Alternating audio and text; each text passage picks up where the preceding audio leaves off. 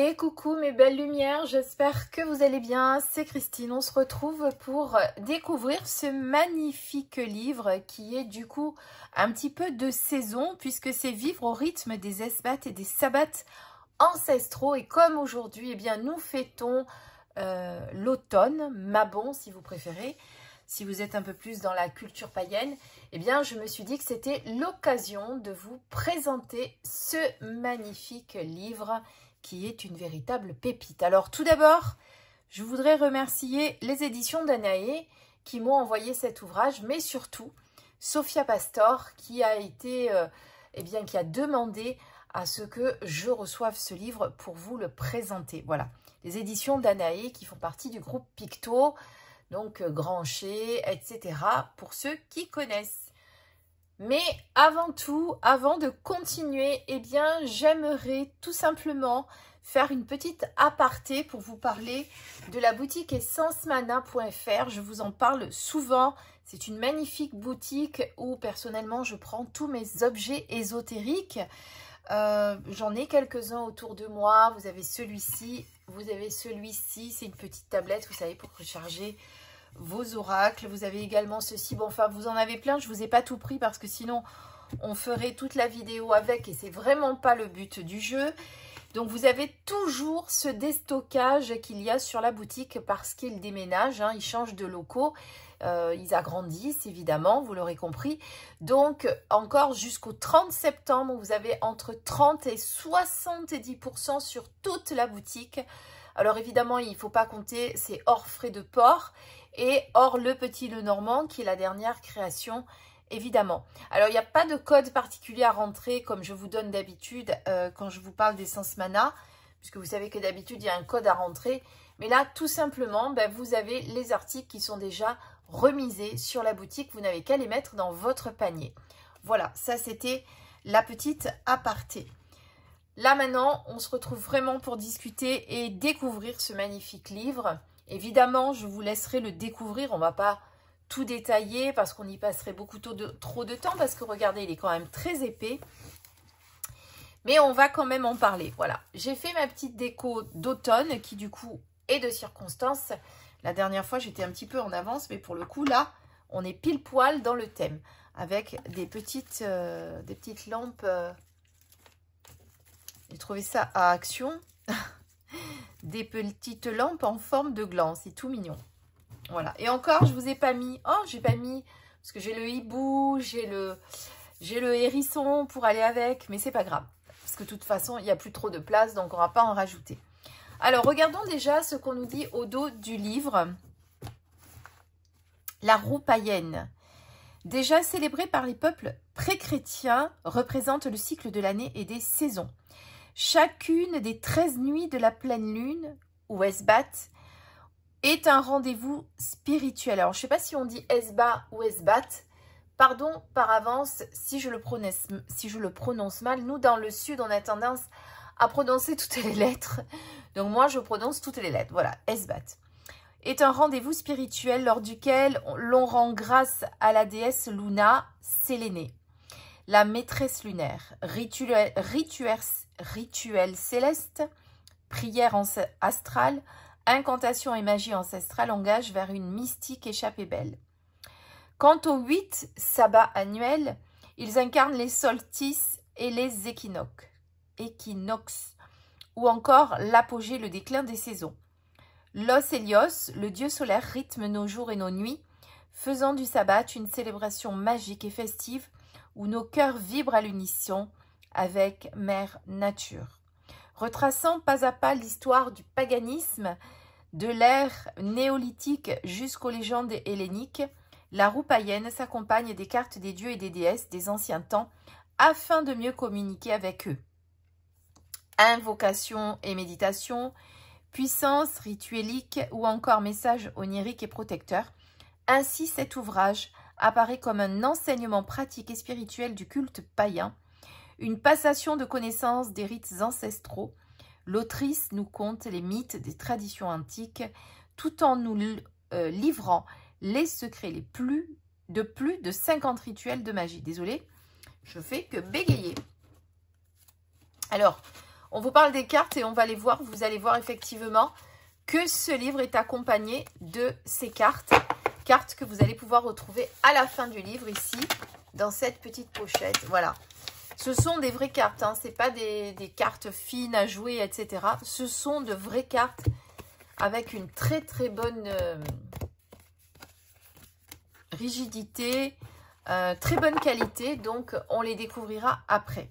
Donc, vous l'avez compris, ce livre va vous permettre véritablement de vous relier à Mère Nature et à la Lune au travers de rituels, d'incantations que vous allez pouvoir faire grâce à... vous allez vous reconnecter un petit peu à ce qu'on faisait avant et vivre au rythme de la Lune, des équinoxes et des solstices. Voilà. Alors, voyons un petit peu maintenant comment il est. Donc, vous voyez l'intérieur, magnifique. Alors, je fais une petite aparté. Ça fait 2 fois que j'ai du bruit dans la maison alors que je suis seule. Je tiens à le préciser. Je me dis qu'il va falloir peut-être que je fasse un nettoyage hein, parce que j'ai rarement du bruit dans la maison. J'écoute. Mais là, ça fait 2 fois que j'ai du bruit bizarre. Donc, il va falloir que je fasse un nettoyage. Alors, allons-y. Donc, un avant-propos, évidemment. Donc, vous voyez que c'est bien le service presse, hein, que je n'ai pas payé ce livre. Ça veut dire ça, c'est-à-dire que on me l'envoie pour vous le présenter. Donc, un avant-propos ici. Une petite introduction avec la cérémonie rituelique qui va être faite pour fêter dignement un sabbat ou un esbat païen, où on vous dit qu'il va falloir harmoniser le cœur, le corps et l'esprit, car c'est une véritable célébration spirituelle. On ne peut pas se contenter juste d'une petite bougie et d'une prière sans motivation, sans intention, etc. D'accord? Il faut vraiment faire appel à l'énergie, etc. D'ailleurs, elle vous explique ici comment purifier votre espace, comment peut-être avoir une tenue dédiée, comment vous préparer mentalement, les outils que vous allez pouvoir avoir qui sont dignes de rituels magiques. Vous allez ouvrir votre cercle aussi, fermer votre cercle. Et tout ça, eh bien, Sophia vous l'explique. Voilà, les offrandes, les lectures à haute voix, clôturer une cérémonie. Donc là, pareil, tout est bien expliqué. Ici, par exemple, vous voyez, vous avez les propriétés de chaque bougie. Alors que des fois, on a tendance à l'oublier. Bien ici, tout est rappelé. Par exemple, la noire, c'est pour purifier, désenvoûter, désengager, destruction des énergies négatives. Je vais peut-être faire brûler une petite bougie noire, tiens. D'autant que j'en ai. Ici, vous avez un petit rappel des runes.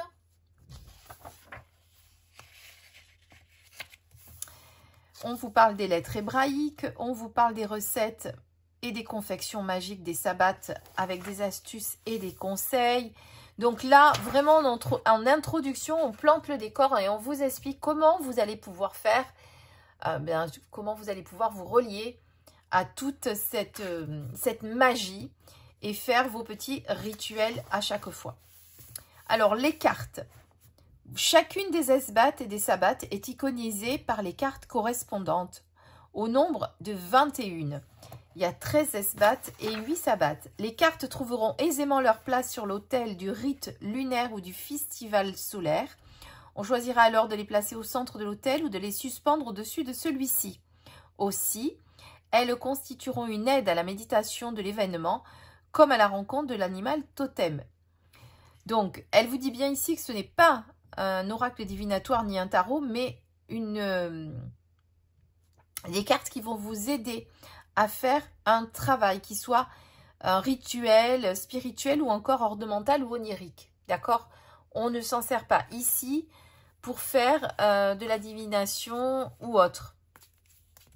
Après, tout le monde peut décliner les cartes comme il le veut, mais de base, elles ne sont pas ici pour ça.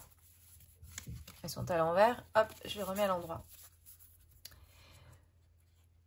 Donc, vous avez d'abord au nombre de... Alors, attendez, au nombre de 23, ces cartes sont pluridimensionnelles et permettent un travail aussi riche que varié. Donc, vous pouvez faire en ornement, en invocation, en onirique, en méditation. Onirique, c'est pour vos rêves. Hein. Et en guide conseiller. Par exemple, si l'on veut connaître sa déité protectrice ou encore savoir quel dieu ou quelle déesse peuvent nous venir en aide, décidément, je fais que bafouiller, on pourra utiliser ces cartes comme un oracle. Pour cela, il suffit de réunir toutes les cartes des divinités, puis de les battre en pensant à sa question. Par exemple, quels dieux peuvent me venir en aide? Alors, je réfléchis, je regarde. On a parce qu'on a, voilà, on a tous les esbats. Alors, attendez, bougez pas. Parce que en fonction derrière du dos, vous voyez que c'est pas les mêmes. Donc là, on a les esbats et les sabbats. Ici, on a tout ce qui est en lien. Non, ça, c'est les esbats. Et les autres, c'était les sabbats. Les sabbats. Ou les sabbats. Vous dites comme vous voulez. Et ici, c'est les déités. C'est ça. Artémis, etc. Je pense qu'on doit avoir Gaïa. Mais voilà, on a Gaïa qui est ici. Donc, ce sont ces cartes ici que vous allez prendre pour dire, ben, par exemple, quel est le dieu dont j'ai besoin aujourd'hui. Pour m'aider, par exemple, pour un rituel. Pourquoi pas? Hop. Celle-ci veut venir. On a Frigg. Alors, Frigg, c'est la maîtrise, la noblesse de l'âme, l'instinct maternel et bienveillant, magie runique, tradition de l'Azatru. L'Azatru, elle vous l'explique. La tradition l'Azatru, je l'ai vu passer. C'est là. C'est la religion des Vikings. Ce système de croyance nordique a connu une première rémanence dans les années 1970, une deuxième au début des années 2000, semblant concorder avec une quête spirituelle généralisée. Puis récemment, il faut bien le reconnaître, grâce au succès de la série télévisée Viking, que j'ai vu aussi. Les adeptes modernes de l'Azatru, religion officielle en Islande, se veulent animistes et polythéistes, mais aussi reconstructionnistes. En ce sens, et disposant de très peu de sources écrites, les fidèles ont dû entreprendre un véritable travail de fourmi pour retracer les croyances et rites des peuples scandinaves en passant par l'apprentissage du vieux norrois et de l'alphabet runique jusqu'aux recherches archéologiques. Voilà. Donc maintenant, vous comprenez ce que c'est l'Azatru. Alors, commençons dans le vif du sujet par les esbats. Les esbats, ce sont des célébrations mensuelles qui rendent grâce au jour de pleine lune et sont donc au nombre de 12 ou 13 selon les années. Ils célèbrent Sélénée ou Luna, la déesse de l'astre lunaire. Outre sa valeur mystique et spirituelle, la Lune est l'unique satellite naturel de notre planète. D'un point de vue géologique, elle est comme morte et n'émet aucune source d'énergie ou de lumière. En tout cas, par contre, elle reflète très bien le soleil puisqu'elle agit comme un miroir et reflète les rayons lumineux de notre ami soleil. Donc, nommée Luna dans le panthéon romain, elle donne son nom au premier jour de la semaine, donc lundi, qui est lui lié à la lune. Et donc, il y a un moment pour honorer la déesse Luna. La lune définit ses valeurs temporelles de notre existence sur Terre. Tous les 28 jours environ, elle atteint son apogée, reflétant pleinement les rayons du soleil et nous apparaît comme pleine. Certains athées ou agnostiques convaincus renient formellement l'influence de la Lune sur l'être humain. Pourtant, il suffit d'observer ses effets sur la mer, les océans. Ben, c'est clair, hein. Enfin, en attendant, elle a beaucoup de... Elle est très... Quand elle est très forte, surtout, elle a beaucoup d'influence sur plein de choses. Ses pouvoirs peuvent s'appliquer sur la santé, la beauté, le jardinage, les magies, les relations. Elle agit également sur nos humeurs, nos animaux de compagnie ou encore sur le climat et les éléments primordiaux. Donc, un peu d'histoire concernant les esbats, les différentes phases lunaires, l'hôtel que vous allez pouvoir faire à chaque esbat pour la pleine lune. On vient de passer le dernier puisque c'était le 18. Et là, donc du coup, on va parler de chaque esbat que vous allez retrouver ici dans les cartes, voyez, avec ici l'esbat du loup. Pour le mois de septembre, on va regarder. Je vous ai gardé la page, vous avez vu, puisqu'on va quand même parler du mois de septembre, puisqu'on y est. On est sur l'esbat du cornu.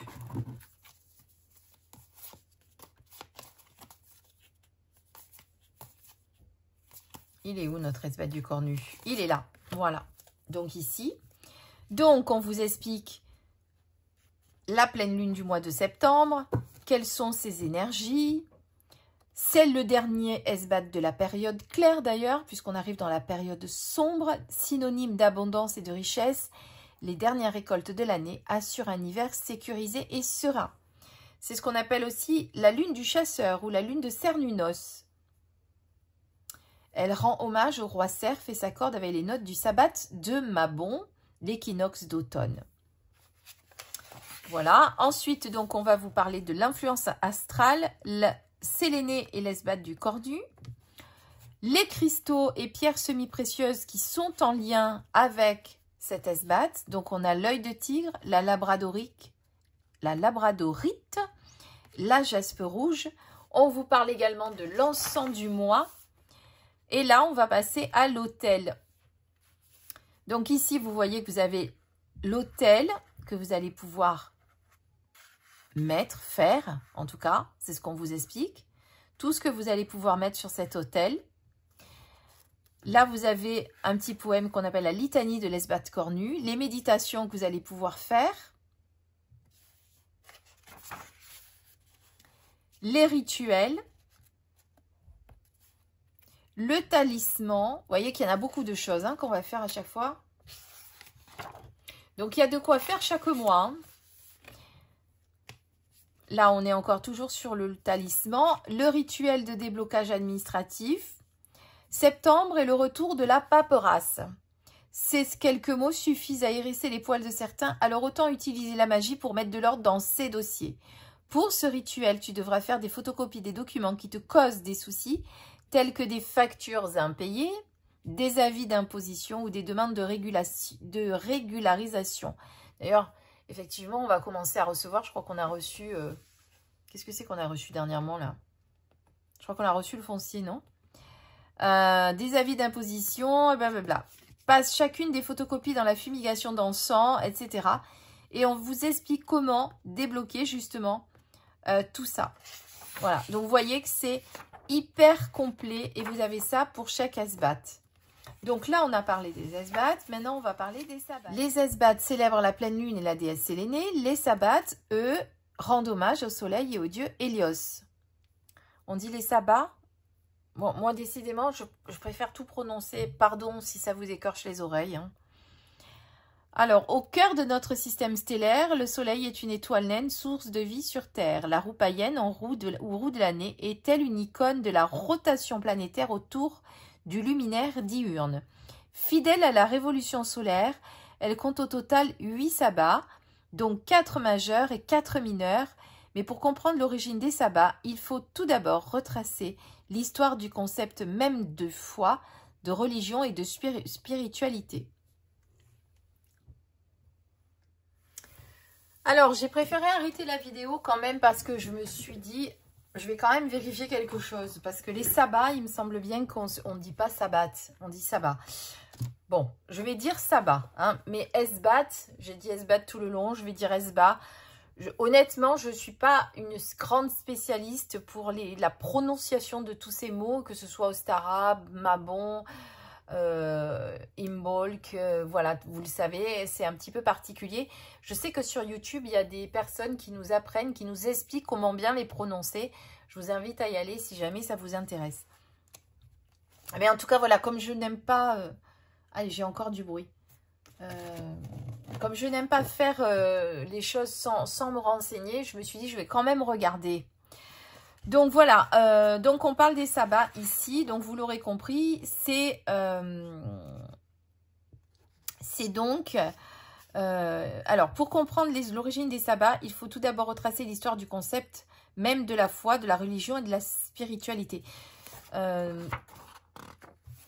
attendez, bougez pas. Parce que là, on est en train de tout vous parler. Alors, voilà, les sabbats majeurs. Vous avez Imbolc qui se tient le 2 février et célèbre le premier printemps païen. Ensuite, vous avez Beltane qui est célébré le 1er mai. Alors, il y a les sabbats mineurs et les sabbats majeurs. Donc, les sabbats mineurs, c'est Ostara, Lita, Mabon et Yule, qui sont les équinoxes, d'accord? Et ensuite, vous avez les majeurs. Donc, on connaît le plus, c'est Samhain ou Samhain, prononcez-le comme vous voulez, qui est le sabbat le plus important de la roue païenne. Il célèbre le nouvel an des mages et sorcières. C'est le passage de la saison claire à la saison sombre. Voilà. Et sinon, vous voyez, vous avez Imbolc, Beltane, Lugnasad et Samhain. Voilà. Ensuite, eh bien, on va vous parler évidemment de chaque sabbat en vous expliquant qu'il s'agit d'un majeur, de quoi il s'agit, quand est-ce qu'il se fête, quelles sont les déités qui sont associées et les autres noms qui sont prononcés puisque on dit Imbolc et paraît que normalement on ne doit même pas prononcer le B, apparemment on doit dire Imbolc. Et vous allez pouvoir avoir toutes ces prononciations. Ils sont ici aussi d'ailleurs, vous voyez, vous avez Imbolc sans le B. Et vous avez tout ceci également avec tous les sabbats. Ici, c'est un mineur, c'est Ostara, qui représente l'équinoxe du printemps. Donc, on va aller voir l'équinoxe d'automne, puisqu'on vient de passer. Il est là, c'est-à-dire c'est Mabon. Ça, je ne vais pas tout vous montrer, mais par contre, je peux vous montrer ceux dans lesquels nous sommes actuellement. Donc, le sabbat de Mabon, qui est un sabbat mineur, équinoxe d'automne. Donc, on vous explique l'étymologie du mot, le sabbat, etc. La légende de Mabon et du roi Arthur, par exemple. Très intéressant. Je vois que Sophia a une grande connaissance de tout ça. Mabon en toute intimité, donc au foyer, le corps et l'esprit. L'autel que vous allez pouvoir faire également pour fêter cette saison. Ensuite, les rituels kabbalistiques des élémentaux et créatures magiques avec les trolls, les lutins. Les activités que vous allez pouvoir faire, tant aussi bien que spirituelles que occultes pour Mabon. La radiesthésie aussi. Les recettes et les confections que vous allez pouvoir faire aussi avec l'encens de Mabon, la corne d'abondance. Enfin, vous voyez qu'il y a plein de choses, des gourmandises, des plaisirs culinaires, les soins du temple corporel. Voilà, énormément de choses. Donc, vous voyez, regardez, rien que pour Mabon. En plus, vous avez le nom ici en haut pour vous repérer, pour ne pas vous perdre. Vous avez toutes ces pages-là. Voilà. Donc là, on va vous parler également de tous les sabbats. Là, on est sur le sabbat de Yule, par exemple, qu'on fêtera. C'est le solstice d'hiver. On va y passer dans pas longtemps, pas si longtemps, parce que ça va déjà assez vite, entre le 20 et le 23 décembre. Voilà. Ensuite, vous avez la conclusion qui est ici.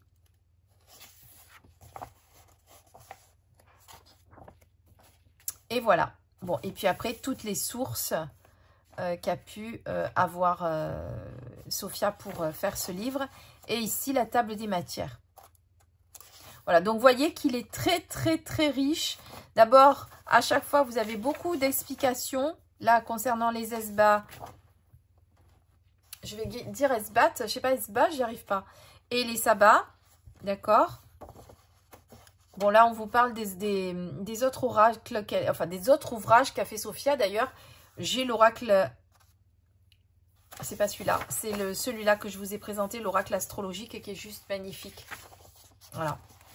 Donc voilà, donc un très très bel ouvrage que vous allez pouvoir utiliser tout au long de l'année, que ce soit à la pleine lune ou que ce soit à la saison, aux équinoxes, ou dès que vous avez besoin eh bien d'aller faire votre petit rituel.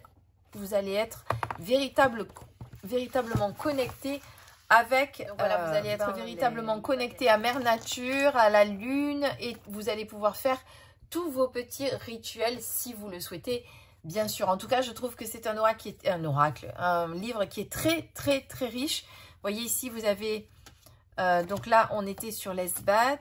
Là, on va ranger Fridge. Et ici, donc vous reconnaissez au dos, avec le dos de la carte, on est sur les sabbats. Alors moi, j'adore tout ça. Je ne suis pas une experte. J'ai toujours voulu, honnêtement, me pencher sur ça parce que je me suis toujours sentie très très proche de la nature. Je me suis toujours sentie très proche des élémentaux. Et tout ce qui touchait à cette... voilà, pour moi, on est toutes des sorcières, tout simplement. Il faut juste qu'on arrive à retravailler. Alors évidemment, pas la sorcière comme on l'imaginait à l'époque, vous l'aurez compris, mais bien la sorcière qui est proche de la nature, qui vit au rythme de la nature, au rythme de la lune et au rythme des saisons. Voilà, pour moi, c'est ça une sorcière. C'est véritablement quelqu'un qui vit au rythme de la nature et qui peut effectivement faire des rituels, etc. D'ailleurs, je vais vous montrer ma petite sorcière, tiens. Regardez ma petite sorcière. Je me suis acheté cette petite sorcière pendant les vacances parce que pendant les vacances, j'étais au Pays Basque. Magnifique région d'ailleurs que je ne connaissais pas du tout. Et je suis allée à la grotte de Sarre, pour ne rien vous cacher. Et c'est là-bas que j'ai acheté cette magnifique sorcière. Alors en plus, elle a un billet de 500 €. Elle m'a dit, la dame, que c'était pour m'apporter la richesse. J'ai dit, pourquoi pas, je vais le laisser. Après, elle m'a dit, sinon, on peut le plier comme ça. J'aime pas trop voir une sorcière avec un billet de 500 €. Mais bon, j'ai pas voulu l'abîmer en l'enlevant, même si je pense que je peux facilement... Ah si, regardez, ça se décolle. Facilement le décoller, peut-être sans l'abîmer. Mais après, voilà, c'est véritablement parce que c'était véritablement pour la sorcière que je l'ai acheté. Non, pas pour le billet de 500 € qui ne m'intéresse pas. Enfin, je veux bien gagner plein de billets de 500 €. C'est pas ce que je veux dire, hein, je suis comme tout le monde. Enfin, non plus, je ne suis pas tout le monde. Non, je n'ai pas envie non plus de... Voilà, c'est juste ce qu'il faut pour vivre me suffit largement. On va dire ça. Malheureusement, on est à une période où sans argent, on ne peut rien faire. Hein. De toute façon, même si on veut faire autrement, c'est compliqué. Donc voilà, vous voyez, elle est très très belle avec son petit nez crochu, j'adore. Je lui trouve une bonne tête, moi. Et elle a son petit balai aussi. Hein. Voilà. Et c'est, vous voyez, j'ai laissé l'étiquette même, la Bruja de la Suerte. Voilà, ma petite sorcière qui va bien avec ce magnifique livre. Voilà. Bon, ben, j'espère que ça vous a plu, que je vous présente ceci. Alors, on a l'esbat de la lune bleue, tiens, oui, l'esbat de la lune bleue qui était restée avec les sabbats, mais c'est pas grave. Donc, voilà. Ah, mais je vous ai pas montré les cartes. Je vais vous les montrer. Tiens, je suis en train de penser à ça. On n'a pas fini. Bon, on va essayer de ne pas mettre trop de brillance. Voilà. Alors, vous avez Lilith. Vous avez le roi chêne. Le roi Hou. Séléné. Thor. Artémis, Elle, Hélios et Gaïa. Ah non, on n'a pas fini. Et 4. Non, mais comme tout à l'heure, et Gaïa, c'était la première. Je pensais que... Je ne me rappelais plus que j'avais mélangé. Lita, Lug. Et voilà. Donc là, vous avez toutes les déités. Ici, on passe, bah, vous l'aurez reconnu, aux équinoxes. Vous avez Mabon. Alors, attendez, non, que je vous dise pas de bêtises. Non, Mabon. Ah non, Mabon reste quand même dans les déités. Donc, Mabon est aussi un personnage. Je ne le savais pas. Vous avez Njord, Odin. Et ensuite, Ostara, Balder, Bélénos, Brigitte, Cernunnos, Frey, Freya, Frigg. Et je crois que c'est tout pour nos déités. Alors, on va vérifier. On en a 23. 1, 2, 3, 4, 5, 6, 7, 8, 9, 10, 11, 12, 13, 14, 15, 16, 17, 18, 19, 20, 21, 22, 23. Donc, on va aller voir ce qu'on nous dit par rapport aux... Elles sont là. Mabon, fertilité, abondance, régénération, connexion à la faune et à la flore, ressources intérieures, magie verte, tradition. Non, c'est pas une personne, c'est simplement, ça aurait pu être quelqu'un, hein, parce que pourquoi pas. Quel dieu peut me venir en aide? Pour cela, il suffit de réunir toutes les cartes des divinités. Donc c'est quand même pour moi quelqu'un de, c'est pour moi quelqu'un, c'est de divin. Vous voyez ce que je veux dire, même si je ne sais pas. Bon, pour ceux qui connaissent bien le paganisme, vous me direz exactement. Lilith, ça je sais. Lita aussi. On a Mabon. Ostara. Séléné, ça oui. Donc vous voyez, pour Mabon et Ostara, moi je ne savais pas que ça faisait partie des déités. Bon, après, on a Gaïa, hein, on a Terre-Mère, hein, donc peut-être que j'irai regarder sur... parce que moi, j'aime bien chercher quand il y a quelque chose que je ne comprends pas.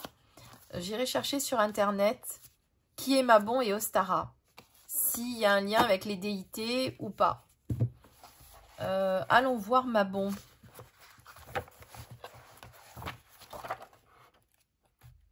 Bah, de toute façon, on a aussi Lita ici. Donc peut-être que Mabon... Alors, l'étymologie du mot Mabon fait référence au dieu gallois du même nom. Il se peut qu'il se nommât en premier le Maibon ou Maibone, autrement dit celui qui pourrait renaître. Comme nous le conte la légende, les Gaulois célèbrent cet équinoxe d'automne durant le mois d'Adrénis. Donc le sabbat de Mabon rend avant tout hommage, donc, grâce au dieu éponyme, fils de Modron, déesse celte de la terre, et de Gwan ap Nudd, le messager de Cid. Donc, vous l'avez compris, qui fait référence au dieu gallois. Et Ostara, du coup... Alors, Ostara, c'est avant...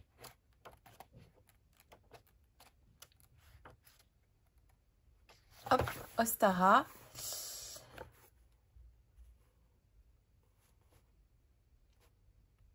C'est la déesse Ostara, maîtresse du renouveau printanier. Voilà. Figure féminine et sensible, elle est représentée comme une jeune femme aux longues boucles d'or. Vous voyez, ben, je viens d'apprendre quelque chose.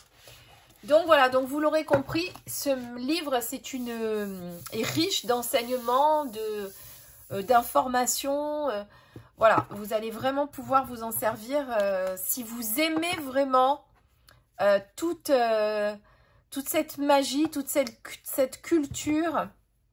Ben, je vous invite vraiment à vous procurer ce livre parce que vous allez apprendre beaucoup de choses. Vous voyez que rien qu'en vous le présentant, je viens déjà d'en apprendre beaucoup. J'espère que ça vous a plu. Voilà. Dites-moi en commentaire si vous êtes proche, vous aussi, ou pas, de cette culture païenne. Si vous vivez déjà au rythme des esbats et des sabbats, si vous vivez au rythme de la lune, si vous faites déjà des rituels ou simplement peut-être à la pleine lune ou à la nouvelle lune, eh bien, racontez-moi tout ça. Je vous invite à me mettre en commentaire ce qu'il en est pour vous. Nous, on se quitte sur ce magnifique livre. Je vous dis à très très très vite pour une prochaine vidéo. Je vous embrasse très très fort. Plein de bisous.